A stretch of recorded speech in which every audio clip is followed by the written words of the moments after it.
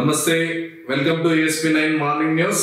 ఈ రోజు ఈనాడు పేపర్ లో వచ్చినటువంటి కొన్ని న్యూస్ చూద్దాం. తుది దశకు మంత్రివర్గ విస్తరణ, రేపు ఢిల్లీ వెళ్లనున్న సీఎం రేవంత్. కొత్త అమాత్యులు ఎవరో తేల్చే అవకాశం. రేపు కొత్త అమాత్యులు అంటే 6 మంత్రుల్ని భర్తీ చేసే అవసరం ఉంది కాబట్టి 6 మంత్రుల కోసం రేపు ఢిల్లీ వెళ్లనున్న సీఎం రేవంత్ అని చెప్పేసి ఒక వార్త ప్రధానంగా ఇక్కడ ఉంది. హిందువుల పేరుతో హింసను ప్రోత్సహిస్తున్న భాజపా ఆర్ఎస్ఎస్. లోక్సభలో రాహుల్ గాంధీ వ్యాఖ్యలతో దుమారం. హిందువుల పేరుతో హింసను ప్రోత్సహిస్తున్న భాజపా ఆర్ఎస్ఎస్ అని చెప్పేసి రాహుల్ గాంధీ వ్యాఖ్యలు చేయడం జరిగింది లోక్సభలో. ఆ వ్యాఖ్యలతో దుమారం అని చెప్పేసి ఇక్కడ వార్త. మోదీ అమిత్ షా అభ్యంతరం. ఆయన హిందూ సమాజాన్ని అంతటినీ కించపరిచారన్న భాజపా ప్రతిపక్ష నేత. నీటిపై విపక్షం వాకౌట్. ఏటా ఉద్యోగాల భర్తీ, 2 వారాల్లో ఉద్యోగ క్యాలెండర్, స్పష్టంగా నోటిఫికేషన్లు, పరీక్షలు, ఫలితాల తేదీలు, షెడ్యూల్ ప్రకారమే గ్రూప్ 2 నిర్వహణ, ప్రభుత్వం అడుగులు. ఇది ఎంత తొందరగా చేస్తే అంత మంచిది. కంపల్సరీ జాబ్ క్యాలెండర్ తీసి ఉద్యోగ నోటిఫికేషన్లు ఇవి పెడితే తప్పకుండా అందరు స్వాగతిస్తారు. నిరుద్యోగులు అనేటువంటి స్వాగతించే కంపల్సరీ స్వాగతిస్తారు. ఇదే కదా వాళ్ళ ప్రధాన సమస్య. నిరుద్యోగులు అడుగుతున్నటువంటి మెయిన్ సమస్య. దీంతో పాటుగా ఏదైతే పెంచుతానన్న గ్రూప్ 2 ఉద్యోగాలు కావచ్చు, మిగతావి కూడా చేస్తే బాగుంటుందని వాళ్ళ అభిప్రాయం. 25,036 మంది HGTల బదులు విద్యాశాఖ ఉత్తర్వులు. కొత్త స్థానాల్లో చేరిపోయిన సగం మంది ఉపాధ్యాయులు. DSC ద్వారా కొత్త టీచర్లు వస్తేనే మిగతా వారికి స్థానచలనం అని చెప్పేసి ఇక్కడ వార్త. HGT టీచర్ల బదిలీ చేసిరనేది ఒక వార్త. కవిత బెయిల్ పిటిషన్ల కొట్టివేత, మనీ లాండరింగ్ కు పాల్పడినట్టు సాక్ష్యాధారాలు ఉన్నాయి ఢిల్లీ హైకోర్టు అనేది ఇక్కడ ఒక వార్త కనిపిస్తుంది. కమిషన్ చట్టబద్ధమే, ERC కంటే దాని పరిధి విస్తృతం. జస్టిస్ ఎల్ నరసింహారెడ్డి కమిషన్ విచారణని నిలిపేయలేమని చెప్పేసి చెప్పింది. పక్షపాతం అనడానికి ఆధారాలు చూపలేదు. మీడియా సమావేశం ఆధారంగా ఆరోపణలు సరికాదు. నోటీసుల జారీలో చట్టాన్ని ఉల్లంఘించారన్న వాదన ఆమోదయోగ్యం కాదు. మాజీ సీఎం కేసీఆర్ పిటిషన్ ను కొట్టివేసిన హైకోర్టు అనేది ఒక వార్త ప్రధానంగా కనబడుతుంది. హైదరాబాద్ మహానగరంలో విపత్తుల నిర్వహణకు disaster response centre, assets monitoring protection అనే ప్రత్యేక విభాగం ఏర్పాటు చేస్తున్నట్టుగా సీఎం రేవంత్ రెడ్డి తెలియజేయడం జరిగింది అని చెప్పేసి ఇక్కడ ఒక వార్త. 23న రాష్ట్ర బడ్జెట్ అని చెప్పేసి ఇక్కడ ఒక వార్త ప్రధానంగా కనిపిస్తుంది. సారు మమ్మల్ని విడిచి వెళ్ళొద్దు. నల్గొండ జిల్లా ఢిల్లీ మండల పరిధిలో వావిల్కోల్ ప్రభుత్వ ప్రాథమిక పాఠశాలలో 9 ఏళ్లుగా విధులు నిర్వహించిన ఉపాధ్యాయుడు ముద్దాడ బాలాజీ మండలంలోని కొత్త తండాకు బదిలీ అయ్యారు. సోమవారం పాఠశాల నుంచి రిలీవ్ అయ్యారు. ఈ సందర్భంగా విద్యార్థులు బాలాజీ చుట్టూ చేరి సార్ మీరు వెళ్ళొద్దంటూ కంటితాడు పెడుతున్నారు. మరి మంచిగా తమ సొంత పిల్లల్లాగా ట్రీట్ చేస్తూ విద్యా బోధన చేస్తుంటారు. అలాంటి విద్యార్థులకు మనం వాట్సాప్ చెప్పాల్సింది ఉపాధ్యాయులకు. నల్గొండలో ₹100 కోట్ల విలువైన ప్రభుత్వ స్థలంలో ఎట్లాంటి అనుమతులు లేకుండా బారాస జిల్లా కార్యాలయం నిర్మించారని రాష్ట్ర రోడ్లు భవనాల శాఖ మంత్రి కోమటిరెడ్డి వెంకటరెడ్డి ఆరోపించారు. దాన్ని కూల్చివేయాలని చెప్పేసి ఆయన అధికారులని ఆదేశించినట్టుగా ఒక వార్త ఇక్కడ కనబడుతుంది. ములుగు జిల్లాకు సమ్మక్క సారలమ్మ పేరు, అభ్యంతరాలు సూచనల స్వీకరణకు రేపు గ్రామ సభలు అంటూ ఒక వార్త ఇక్కడ చూస్తున్నాం మనం. ఎడ్డూరిపల్లిలో వ్యాసం, వర్సిటీల ప్రతిష్టకు తూట్లు. Doctor Tirunahari Seshu assistant professor Kakatiya విశ్వవిద్యాలయం గారు ఈడ వర్సిటీలకు ప్రతిష్టకు తూట్లు అని చెప్పేసి ఒక వ్యాసాన్ని ఇక్కడ రాయడం జరిగింది.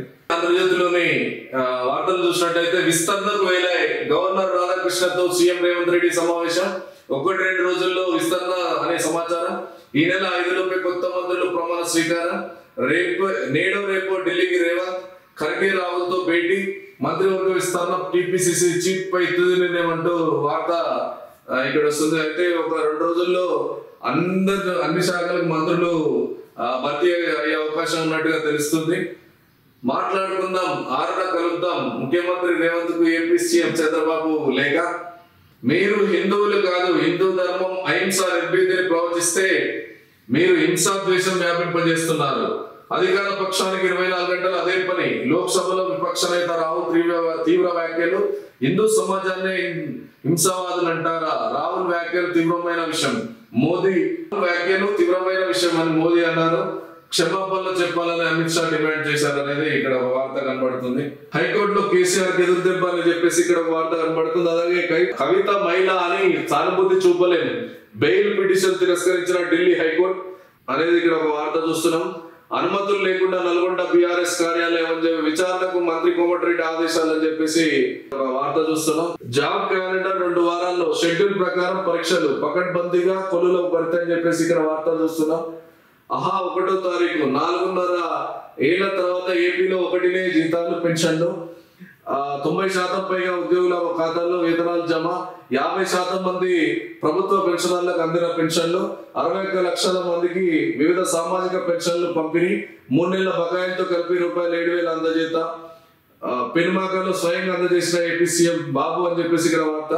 తెలంగాణలో కూడా ఇదే హామీలు ఇచ్చేసి కాబట్టి దయచేసి తెలంగాణలో కూడా తప్పకుండా ఈ పెన్షన్ హామీ అనేది అమలు చేయాలి. ఎందుకంటే వీళ్ళు వచ్చిన అతి కొద్ది రోజుల్లే ఆంధ్రప్రదేశ్ లో వాళ్ళు ఇచ్చినటువంటి హామీ పెన్షన్ ఏదైతే ఉందో వాళ్ళు అందజేయడం జరిగింది. ఇక్కడ కూడా గత 7 నెలలుగా మీరు ఇచ్చిన హామీ పెన్షన్లు పెంచుతారన్న హామీ కోసం చాలా మంది పెన్షనర్లు వెయిట్ చేస్తున్నారు. కాబట్టి దయచేసి పెన్షన్లు పెంచాలని చెప్పేసి వాళ్ళు కోరుతున్నారు. ఎఫ్ఐఆర్ నమోదైన 3 ఏళ్లలో న్యాయం, సుప్రీం స్థాయిలో పరిష్కారం, నేరాలకు అడ్డుకట్ట, విపక్షాలది అనవసర రాద్ధాంతం, చర్చలకు సిద్ధం అని చెప్పేసి ఇక్కడ అమిత్ షా అన్నట్టు ఇక్కడ ఒక వార్త ప్రధానంగా కనబడుతుంది. అయితే నమస్తే తెలంగాణలో వార్త చూసినట్టయితే మంత్రి కోమటిరెడ్డిని గీరావు చేసిన విద్యార్థులు నల్గొండ జెడ్పీ సర్వసభ్య సమావేశానికి హాజరై తిరిగి వెళ్తుండగా ఎంపీడీఓ కార్యాలయ ఆవరణలో సోమవారం మంత్రి కోమటిరెడ్డి వెంకటరెడ్డి చుట్టుముట్టి గీరావు చేస్తున్నటువంటి నిరుద్యోగులు నల్గొండలో మంత్రి గారిని నిరుద్యోగులు అడ్డుకున్నారు. ఎందుకంటే ఈయన కూడా కోమటిరెడ్డి వెంకటరెడ్డి కూడా దాదాపు సీఎం గారు అంటే నా తర్వాత ముఖ్యమంత్రి కాబట్టి ప్రజల నిరుద్యోగుల సమస్యలు ఆయన కూడా తీర్చాల్సిన బాధ్యత ఆయన పైనే ఉంది. కాబట్టి ఆయన నిరుద్యోగుల పక్షాన ఉండాలని చెప్పేసి నిరుద్యోగులు కోరుకుంటున్న విషయం ఇక్కడ చూస్తున్నాం. గాంధీ దవాఖానలో నిరాహార దీక్ష చేస్తున్న మోతీలాల్ కు మద్దతుగా నిరుద్యోగులని మద్దతుగా వస్తే ఎత్తిపడేసిన పోలీసులు అని చెప్పేసి ఇక్కడ వార్త. మోతీలాల్ నాయక్ ని పరామర్శించడానికి గాంధీకి వచ్చిన ఎమ్మెల్యే పల్లరాజేశ్వరరెడ్డిని అరెస్ట్ చేస్తున్నటువంటి పోలీసులు. అరెస్ట్ ఎందుకండి? ఎమ్మెల్యే గారు వాళ్ళకి కంపల్సరీ వాళ్ళకు బాధ్యత ఉంటది. వాళ్ళకు సంబంధించిన ఒక బాధ్యతను వాళ్ళు నిర్వర్తిస్తున్నప్పుడు మోతీలాల్ పరామర్శిస్తే తప్పేంటి? పల్లరాజేశ్వరరెడ్డి గారు ఆయన వ్యక్తి మోతీలాల్ ఒక ఎమ్మెల్యే గారు పల్లరాజేశ్వరరెడ్డి గారు మోతీలాల్ ని పరామర్శిస్తే తప్పేంటి? ఎందుకు అరెస్ట్? మీరు పరామర్శించరు, మీ ఎమ్మెల్యేలు పరామర్శించేవారు పరామర్శించలేరు. ఎందుకంటే అటు చచ్చిపోమంటారా మోతీలాల్ నాయకుని? ఎవరు ఇది లేకుండా నిరుద్యోగుల రుణబేరి పాలమూరు నుంచి సచివాలయం దాకా ధర్నాలతో దత్తరిల్లిన తెలంగాణ. మోతీలాల్ కు మద్దతుగా కథం తొక్కిన ఉద్యోగార్థులు, గాంధీలో పోలీసుల దాదాగిరి, గాలితో అట్టుడికిన ఉస్మానియా, పరామర్శకు వచ్చిన పల్లా అరెస్ట్, గెల్లు రాకేష్ రెడ్డి జడ్సన్ అడ్డగింత, అరెస్ట్ లను ఖండించిన కేటీఆర్ అరెస్ట్ లో సిటీ సెంట్రల్ లైబ్రరీలో నిరసనలు, సచివాలయం ముందు ఆందోళన, నల్గొండలో కోమటిరెడ్డి గీరావు, సీఎం సొంత జిల్లాలోని ధర్నాలు, మోతీలాల్ కు బాసటగా విద్యార్థులు, ఎమ్మెల్సీ బల్మూరు వెంకట్ దిష్టిబొమ్మ దానం అని చెప్పేసి ఇక్కడ ఒక వార్త చూస్తున్నాం. ఖచ్చితంగా ప్రభుత్వం ఇప్పుడు చేస్తున్న ఏదైతే నిరుద్యోగులు ఇప్పుడు ధర్నాలు చేస్తున్నారో దాని మీద ఖచ్చితంగా స్పందించాలి ముఖ్యమంత్రి గారు. ఎందుకంటే అక్కడ ఒక ప్రాణం పోయే విధంగా ఉంది. మోతీలాల్ అనే వ్యక్తి ప్రాణాలకు తగ్గించి 8వ రోజుకు చేరిన దీక్ష. ఆయన పరిస్థితి ఆరోగ్యం విషమంగా ఉందంట. ఖచ్చితంగా మీరు ఏదైనా తెగ తీసుకొని ఏదో ఒకటి వాళ్ళతో మాట్లాడే ప్రయత్నం చేయండి. మీరే చెప్పారు కదా ప్రతి ఒక్కరితో నేను మాట్లాడతాను, నిరుద్యోగులు ఇంత పెద్ద ఉద్యమం చేస్తుంటే మీరు మాట్లాడడానికి మీకు ఏంటి అడ్డు అని చెప్పేసి చాలా మంది అడుగుతున్న పరిస్థితి. ఇగో ఇక్కడ చూసినట్టయితే దావఖానే జైలు, ఉద్యమకారుడే ఖైదీ, పోలీస్ పహారాలు, గాంధీ దవాఖానా, మోతీలాల్ నాయక్ పై పోలీసుల శౌర్యం, పరామర్శకు వెళ్లిన ప్రతి ఒక్కరి అరెస్ట్, దవాఖానా దరిదాపుల్లోకి రానివని సర్కార్ నిరుద్యోగుల కోసం 8 రోజులుగా దీక్ష, ఆరోగ్యం దృష్ట్యా విరమించాలన్న డాక్టర్లు. అంటే ఆయన పరిస్థితి చాలా విషమంగా ఉంది ఆరోగ్యం. దయచేసి రేవంత్ సర్కార్ ఖచ్చితంగా స్పందించాలి. లైట్ తీసుకోండి. నాడు రోడ్డు ఎక్కించి నేడు గప్చుప్. విద్యార్థుల జీవితాల్లో కాంగ్రెస్ రాజకీయాల్లో ఎన్నికలకు ముందు ఇచ్చిన హామీలకు పాత్ర, నిలదీస్తున్నటువంటి నిరుద్యోగులు. మరి నిలదీస్తారు కదా, కంపల్సరీ వాళ్ళకు ఖచ్చితంగా హామీలు ఇచ్చారు. ఈ ప్రభుత్వం ఏర్పడడానికి ఖచ్చితంగా 90% మేజర్ పాత్ర పోషించినటువంటి నిరుద్యోగులు అలా రోడ్డు ఎక్కాల్సిన పరిస్థితి వచ్చింది. ఇక దాని మీద మీరు ఆలోచించాలి ప్రభుత్వం అని చెప్పేసి.